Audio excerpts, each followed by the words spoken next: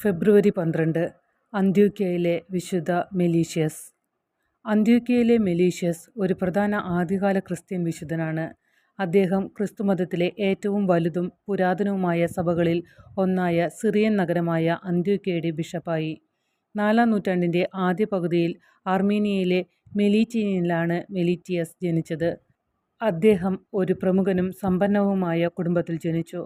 ഇത് അദ്ദേഹത്തെ സഭയിൽ ഒരു ഉന്നതമായ സഭാപദവി നേടാൻ സഹായിച്ചു.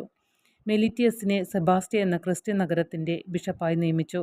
4-ാം നൂറ്റാണ്ടിൽ കിഴക്കൻ പടിഞ്ഞാറൻ ക്രിസ്തുമതങ്ങളിൽ ഉടനീളം ക്രിസ്തുവിൻ്റെ ദൈവികതയെക്കുറിച്ചുള്ള ചർച്ചകൾ പൊട്ടിപ്പുറപ്പെട്ടു. വളരെക്കാലം അന്ത്യോക്യ യാഥാസ്ഥിതിക ക്രിസ്തുമതത്തിൻ്റെ ഒരു ശക്തി കേന്ദ്രമായിരുന്നു. അവിടെ ക്രിസ്ത്യാനികൾ ക്രിസ്തുവിൻ്റെ രണ്ട് സ്വഭാവങ്ങളായ ദൈവികവും മാനുഷികവും യേശുവിൻ്റെ ഒരു വ്യക്തിയിൽ ഒന്നിച്ചു വിശ്വസിച്ചിരുന്നു.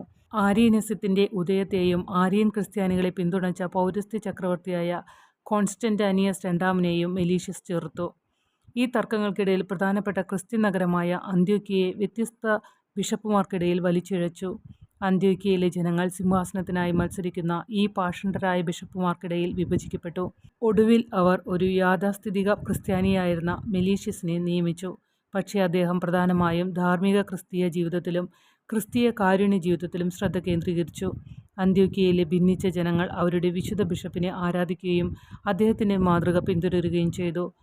മതവിരുദ്ധതയാൽ വിഭജിക്കപ്പെട്ടിരുന്ന സഭയെ ഒന്നിപ്പിച്ചതിലൂടെ അന്ത്യോക്യയിലെ വിശ്വാസികൾക്കിടയിൽ മെലീറ്റിയസ് ഒരു വീരനായി അറിയപ്പെട്ടു. വിശുദ്ധ ജോൺ ക്രിസോസ്റ്റം തൻ്റെ ഒരു പ്രസംഗത്തിൽ വിശുദ്ധ മെലീറ്റിയസിനെ പ്രശംസിക്കുകയും അദ്ദേഹത്തിൻ്റെ മഹത്തായ ജ്ഞാനത്തിനും ശാന്തവും വിശുദ്ധവുമായ നേതൃത്വത്തിനും അദ്ദേഹത്തെ സ്തുതിക്കുകയും ചെയ്തു. കോൺസ്റ്റന്റിനോപ്പിളിലെ 1-ാം കൗൺസിൽ ആരംഭിച്ചതിന് തൊട്ടുപിന്നാലെ മെലീഷ്യസ് മരിച്ചു.